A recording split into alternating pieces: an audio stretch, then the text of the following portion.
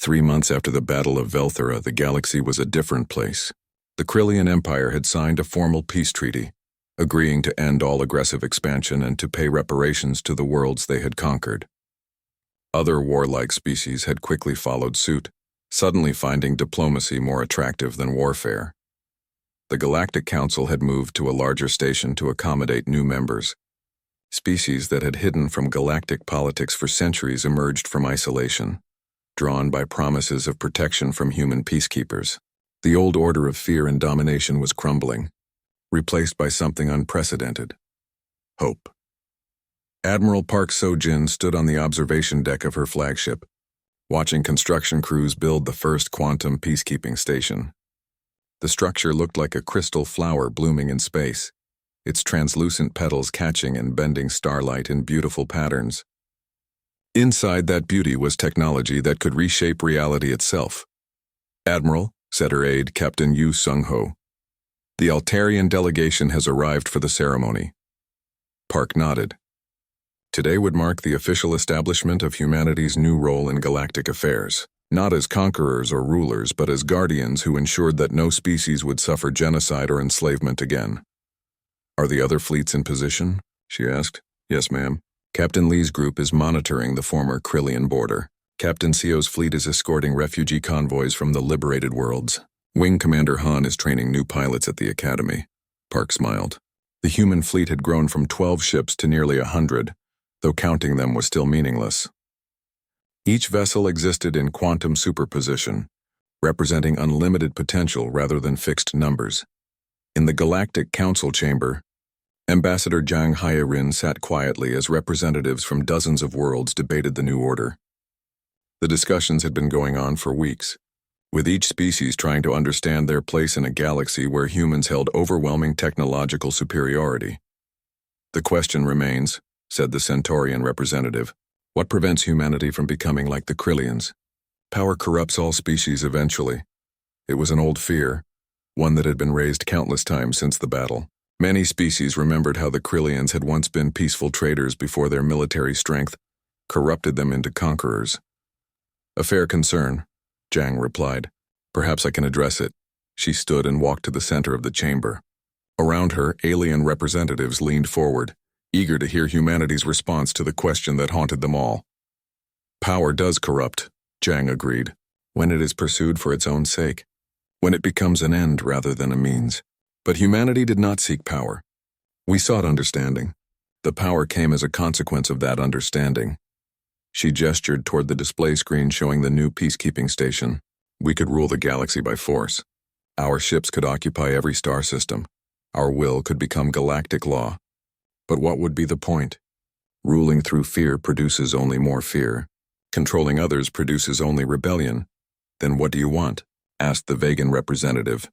"We want to go home," Zhang said simply. "We want to explore the universe, to learn new things, to grow as a species. But we cannot do that while innocent people suffer, so we have chosen to be guardians until the galaxy no longer needs guardians." Dr. Yoon Sang-wook added his perspective from the human fleet. "Humans have a saying, with great power comes great responsibility. We did not ask for the ability to reshape reality, but having gained it, we cannot ignore the suffering of others." The Altarian ambassador spoke up. "But who watches the watchers? What prevents humanity from deciding that your way is the only right way?" It was Captain Lee Tae-ho who answered, his calm voice carrying across the communication link from his ship. "We watch ourselves. Every human vessel carries cultural advisors, ethicists, and philosophers. Every action we take is debated and questioned. We have learned that the greatest enemy of wisdom is certainty. But you are still human," pressed the Rigelian representative. "You still think like humans? How can you fairly judge situations involving other species?" Ambassador Zhang smiled. "We cannot. That is why we are establishing the Interspecies Ethics Council. Representatives from every major civilization will help guide our actions. We want your input, your perspectives, your wisdom." On the bridge of the Indomitable, Captain Lee reviewed reports from across the galaxy. Crime rates were dropping on worlds that had lived in fear for generations. Trade routes that had been closed by piracy were reopening. Scientific discoveries were being shared instead of hoarded. "Sir," said Lieutenant Commander Choi Min-ji, We are receiving a distress call from the Tau Ceti system. A group of refugees is being attacked by raiders, Lee sighed. Even with human peacekeepers patrolling space, there were still those who chose violence over civilization. ETA to Tau Ceti? 18 minutes at quantum speed. Too long. People could die. Lee made a decision that would have been impossible for any other species. Prepare for temporal displacement. We will arrive before we leave. The Indomitable folded space and time around itself, stepping backward through causality to arrive at Tau Ceti moments before the attack began. The raiders found themselves facing a human warship that had somehow anticipated their exact position and timing, faced with an enemy that could predict their every move. The raiders surrendered without firing a shot. Back at the peacekeeping station, construction crews put the finishing touches on humanity's newest achievement. The station would serve as both a symbol and a practical base of operations. Its quantum sensors could monitor an entire sector of space simultaneously, detecting acts of aggression before they escalated into wars. But more importantly, it would serve as a school. Young beings from across the galaxy would come to learn about conflict resolution, ethics, and the principles that made peaceful coexistence possible. Engineer Kim Dae-sung supervised the installation of the station's primary systems. He was proud of what humanity had built, but also humbled by the responsibility it represented. "Sir," said his assistant, a young engineer named Park Min-woo, "the quantum field generators are online. The station can now exist in multiple dimensions simultaneously." "Excellent," Kim replied. "Begin Phase 2 construction. I want the Cultural Exchange Center completed within the month." The Cultural Center would be the station's most important feature. It would house libraries containing the knowledge of hundreds of civilizations, concert halls where different species could share their arts, and meditation chambers where beings could contemplate the mysteries of existence together. Professor Lim Jae-hwan arrived from Earth carrying humanity's gift to the galaxy. The complete database of human scientific knowledge, freely shared with all species. The information included not just facts and formulas, but the philosophical frameworks that had allowed humans to transcend conventional physics.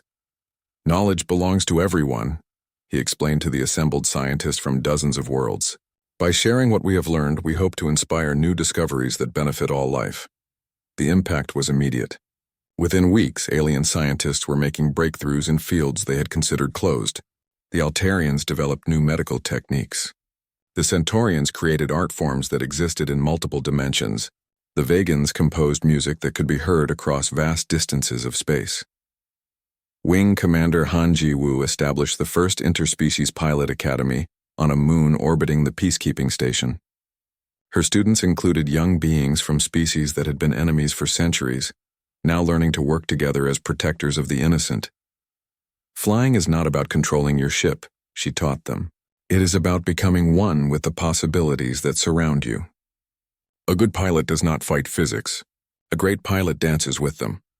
Her best student was a young Krillian named Zixtal, whose species had produced only warriors for millennia. Under Han's guidance, he learned to see space not as a battlefield, but as an infinite canvas for protection and service. "Commander," he asked one day, "why did humans choose to help us?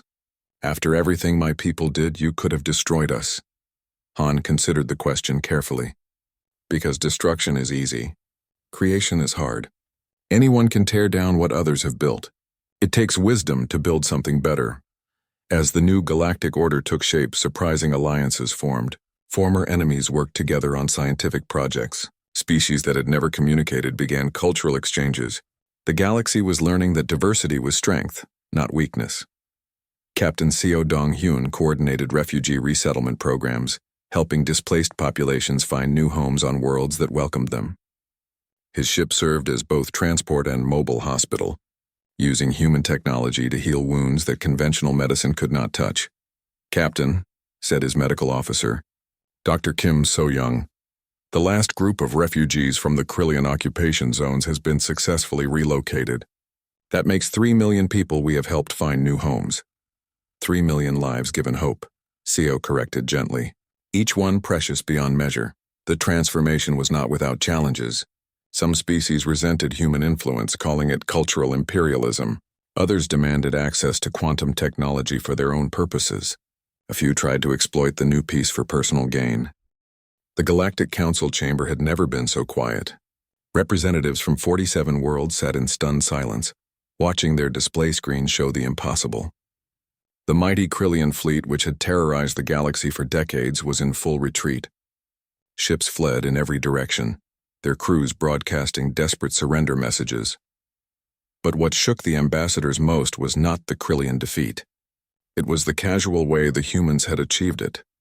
No massive explosions. No dramatic battles. The human ships had simply made the Krillian fleet irrelevant, the way an adult might step over a child's toy. Ambassador Zhang He-rin stood up slowly. Around her, alien representatives turned to stare. Some had fear in their eyes. Others showed wonder. A few looked angry, as if they blamed humanity for changing the rules of a game they thought they understood. "I believe," Zhang said in her quiet voice, "that some explanations are required." The Altarian ambassador, her blue skin pale with shock, spoke first. "How long have humans possessed this technology?" "That depends," Yang replied, "on how you define technology." "Please," said the Centaurian representative, his forearms gesturing frantically. "We need clear answers. The entire galactic order has just been overturned. We need to understand what humanity has become." Zhang walked to the center of the chamber. She was a small woman, barely 5 feet tall, but somehow she seemed to fill the entire space. 50 years ago, humans discovered faster than light travel. We listened to your communications for decades before making contact. We studied your languages, your cultures, your technologies. She paused, looking around the chamber. We also studied your limitations. What do you mean? Asked the Vegan representative, its crystalline body flickering with nervous energy. You think of space as empty, Yang explained. You think of time as fixed. You think of reality as solid. These assumptions shaped your technology, your ships, your weapons. But assumptions are not facts. Dr. Yoon Sang-wook's voice came through the communication system from the human fleet. He had been monitoring the council session and felt it was time to share some truths. May I explain? He asked politely.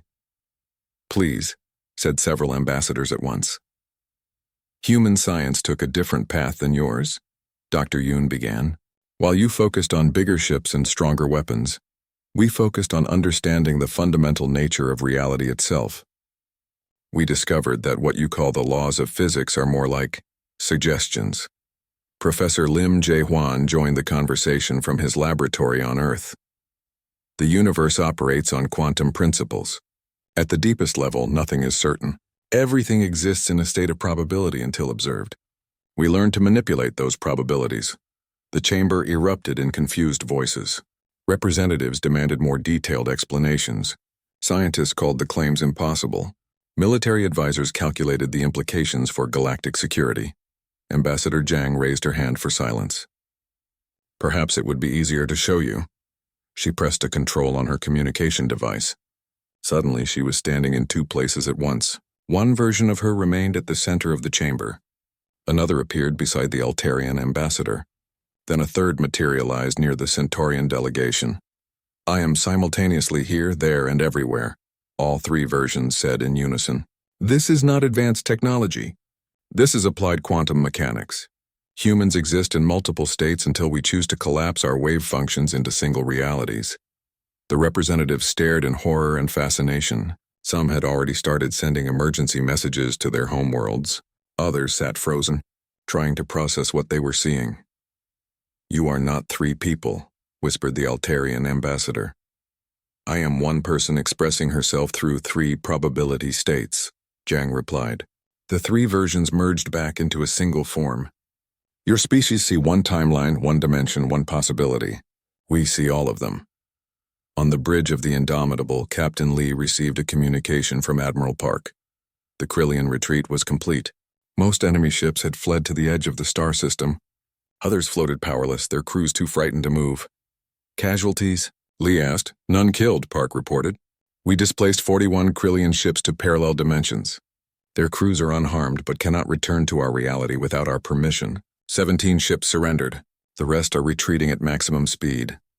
And Admiral Vexthul? His flagship is caught in a temporal loop. He is experiencing the same 10 minutes over and over until he agrees to negotiate properly. Lee nodded. Bring the displaced ships back. Let their crews see that we could have destroyed them but chose not to. Around the Krillian fleet, space began to shimmer. One by one, the missing ships reappeared.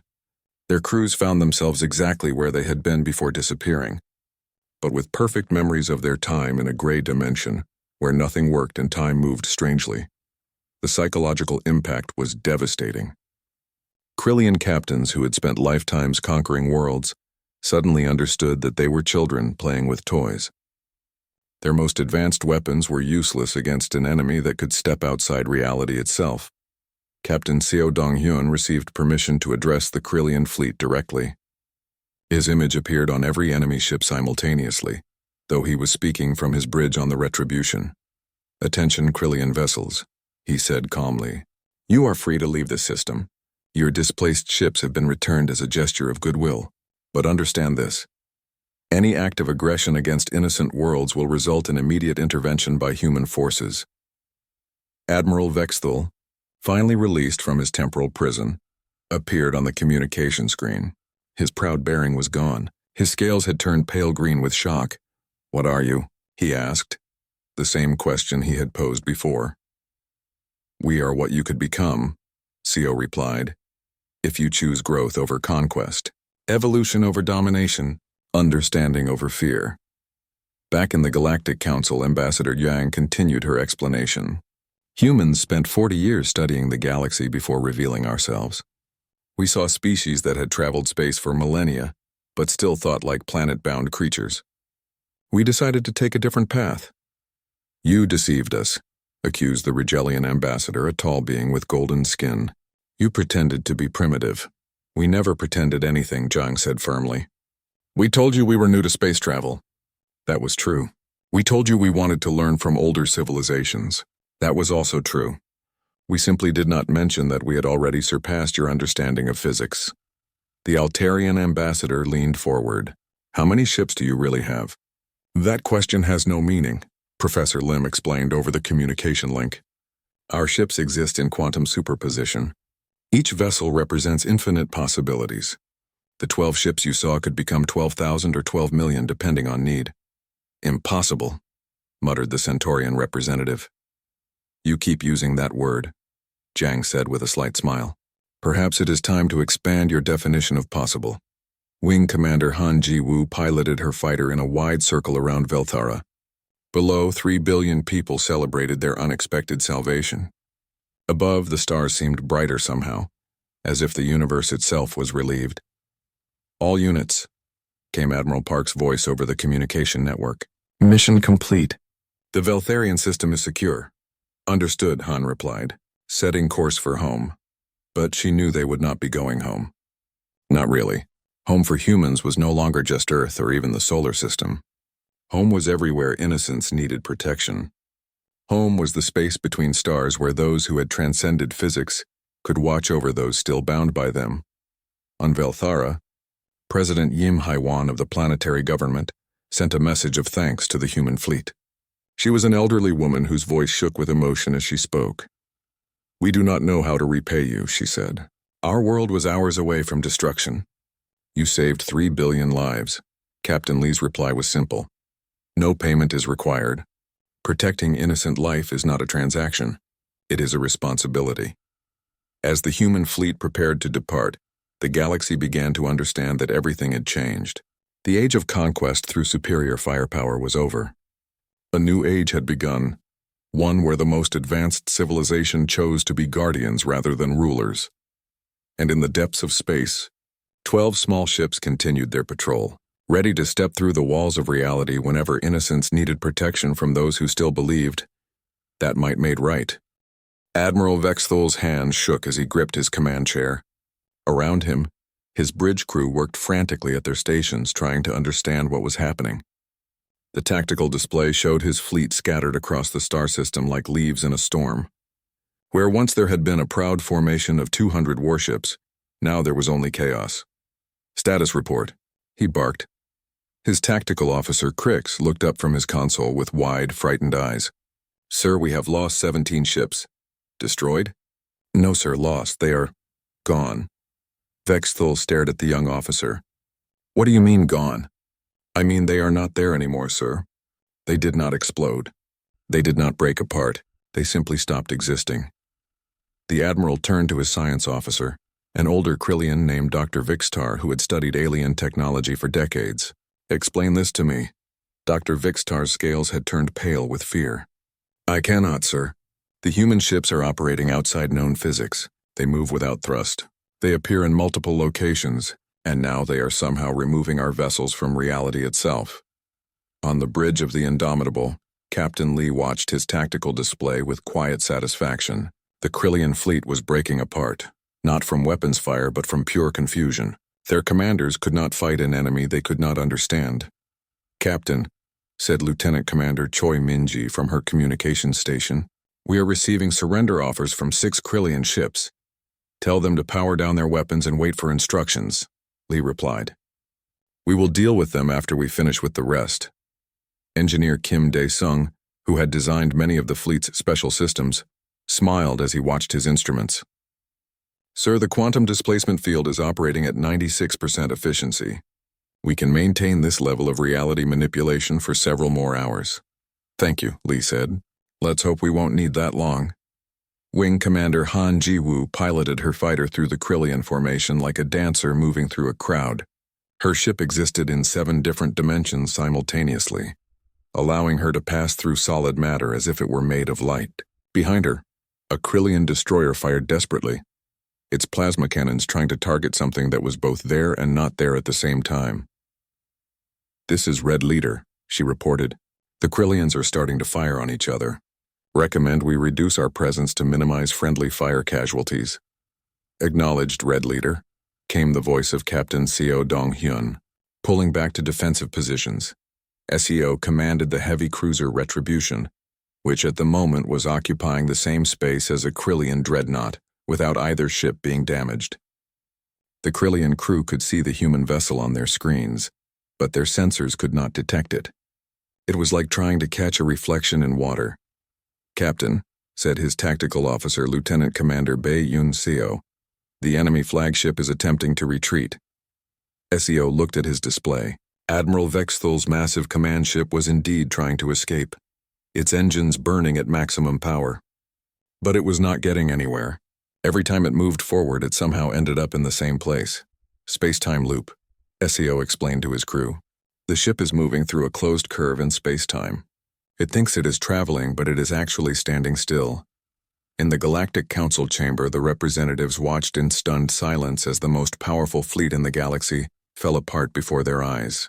The Krillian Armada, which had conquered star systems and destroyed entire civilizations, was being defeated by 12 small ships that seemed to ignore the basic laws of reality.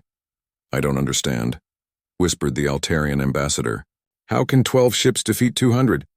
Ambassador Jang Heeran of Earth finally spoke.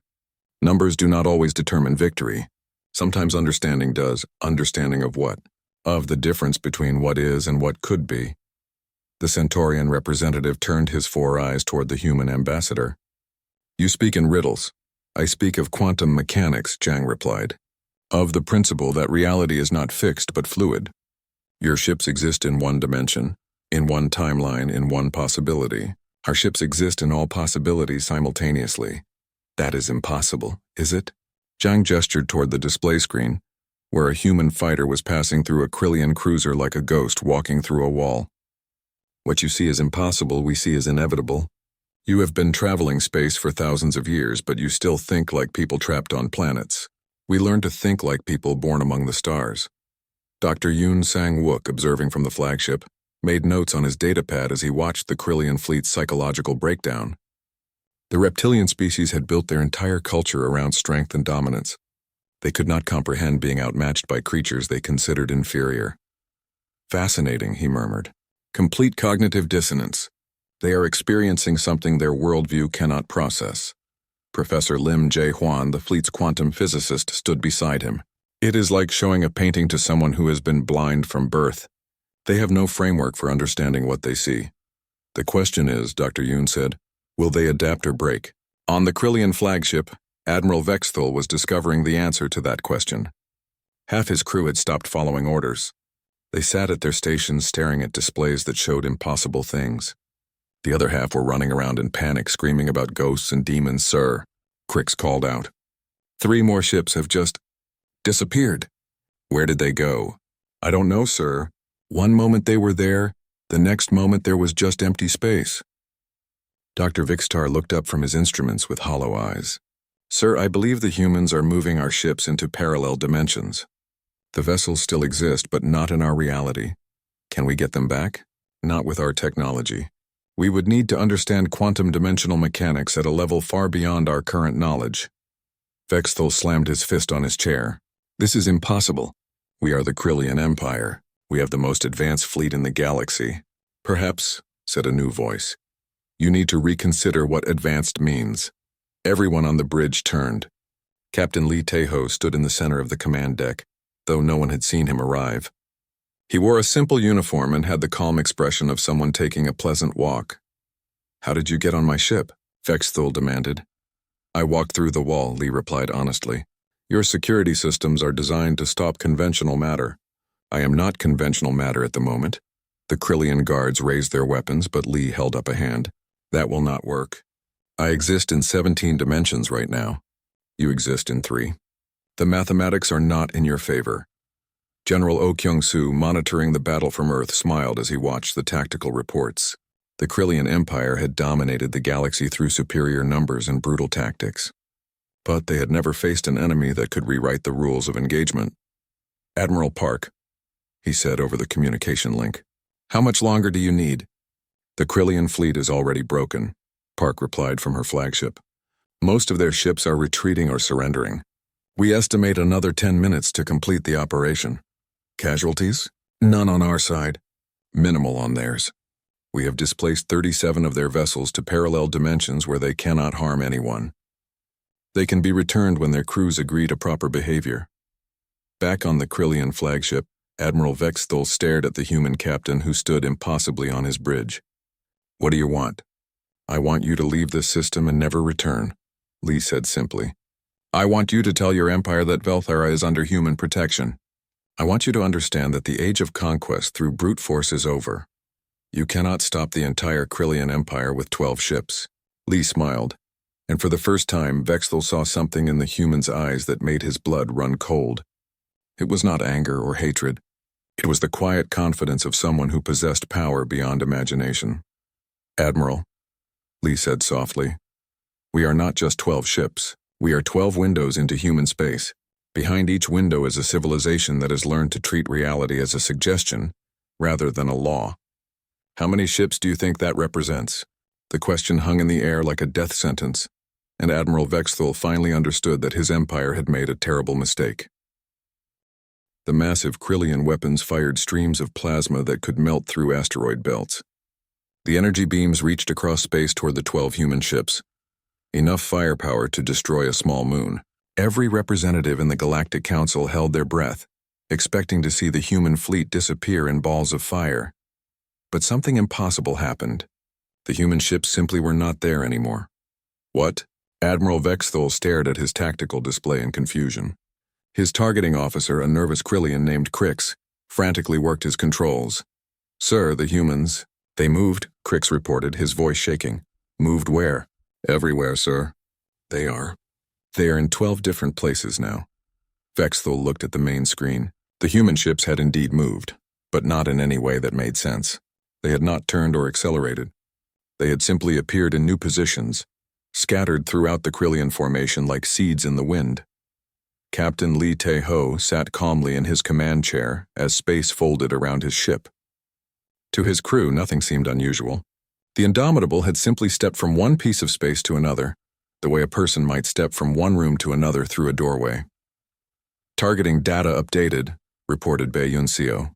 "All Krillian ships are within range." "Thank you," Lee said.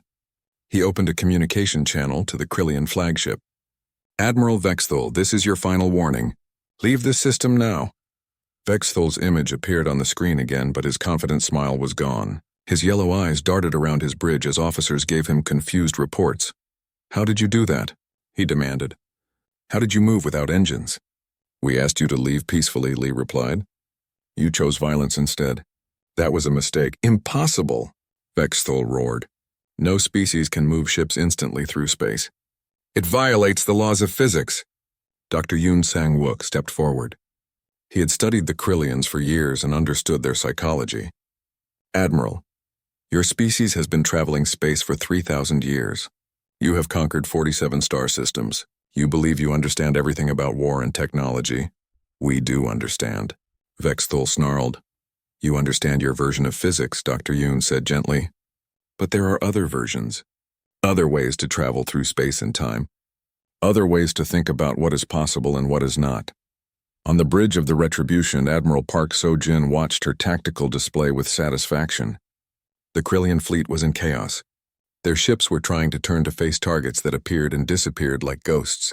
Some Krillian captains were firing randomly, hitting their own vessels by mistake. Admiral, said her communications officer, a young man named Kim Dae-sung, the Galactic Council is requesting an explanation of our tactical capabilities. Park smiled. Tell them we are demonstrating proper defensive procedures. Should I explain how we are moving through space?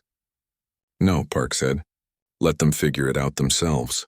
It will be more educational that way. Wing Commander Han Ji-woo piloted one of the human escort fighters.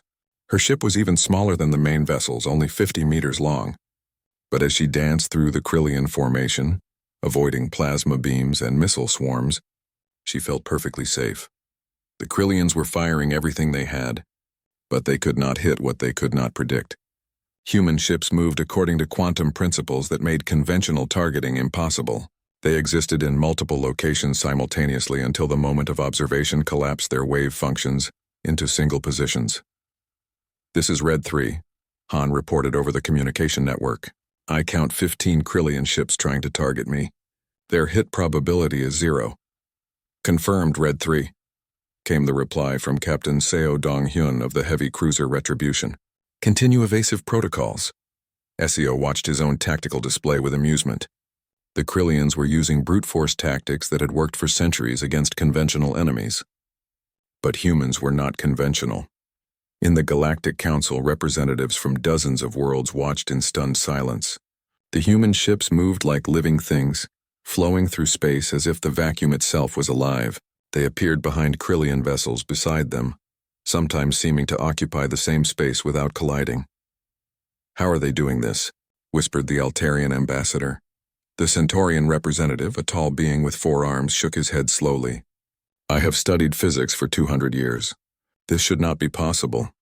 Ambassador Jang Hyerin of Earth sat quietly in the observation gallery. She was a middle-aged woman with kind eyes and silver hair. Other ambassadors kept looking at her, hoping for explanations, but she simply watched the battle with a calm expression. Ambassador Yang, said the Vegan representative, a crystalline being whose voice sounded like wind chimes. Can you explain what your ships are doing? They are protecting innocent people, Jang replied simply. But how? With determination and advanced technology, the crystalline being flickered with frustration. That explains nothing. It explains everything that matters, Yang said. Back in the battle, Admiral Vexthul was screaming orders at his crew. Target the largest human ship. All batteries, concentrated fire. 100 Krillian vessels turned their weapons toward the Indomitable. Enough energy to destroy a small planet focused on Captain Lee's ship. The plasma beams converged on a single point in space. But the Indomitable was not there. It had stepped sideways through dimensions, avoiding the attack by existing in a space that the Krillians could not reach. The concentrated fire passed through empty vacuum and struck 3 Krillian ships instead, destroying them instantly. Friendly fire, someone screamed over the Krillian communication network. Cease fire! Cease fire! But it was too late. The Krillian formation was falling apart. Ships collided with each other as they tried to track targets that moved in impossible ways. Captains shouted contradictory orders. The disciplined armada was becoming a confused mob. Captain Lee opened a final communication to the Krillian admiral. This ends now, he said quietly. Order your ships to retreat. Vexthul's face had gone pale green. His confident sneer was replaced by something humans had never seen in a Krillian before. Fear. What are you? He whispered. We are humans, Lee replied. We are here to make sure that innocent people can live in peace. Your choice is simple. Leave now or face the consequences of your actions. But you only have 12 ships. 12 ships, Lee agreed. Is that not enough? For the first time in his long military career, Admiral Vexthul did not know what to say. His mighty armada was trapped in a cage made of physics they did not understand, hunted by prey that had become predators. The representatives in the Galactic Council leaned forward in their seats, waiting to see what would happen next. On Velthora, 3 billion people watched their skies and dared to hope. And in the depths of space, 12 small human ships prepared to show the galaxy what humanity had become during their short but eventful journey to the stars. The great hall of the Galactic Council buzzed with nervous energy. Representatives from 47 different worlds sat in their assigned seats, watching the massive display screen that showed the Kepler 442 star system. The peaceful blue and green world of Velthara hung in space like a jewel, home to 3 billion innocent souls who had never hurt anyone. But approaching that world was death itself. 200 massive Krillian warships moved through space like a swarm of metal locusts. Each ship was over a kilometer long, bristling with weapons that could crack planets. The Krillian Empire had already destroyed 3 star systems in the past year. Now they wanted Velthara. Ambassador Vexthul of the Krillian Empire stood at the center of the hall. He was 8 feet tall with dark green scales and yellow eyes that showed no mercy. "The Veltharians have 24 hours to surrender," he announced in a voice that sounded like grinding metal. "After that, we will take their world by force." The other ambassadors shifted uncomfortably in their seats. Everyone knew what by force meant. The Krillians would kill anyone who resisted and enslave the rest. It was what they always did. "The Council condemns this action," said the Altarian representative, a blue-skinned woman whose voice trembled with fear. "Velthara is a peaceful world. They have done nothing wrong." Vexthul laughed, a sound like breaking glass. "Peaceful worlds are the easiest to conquer. That is why they will belong to us soon." Several ambassadors looked at their communication devices, hoping for good news. Their own fleets were too far away to help. The Galactic Defense Force would need weeks to gather enough ships to fight the Krillians. Velthara would be dead by then. That was when the first surprise came. "Sir," said a Krillian officer who had just entered the hall, "we have detected a small fleet approaching Kepler 442. Vexthul turned to face his subordinate.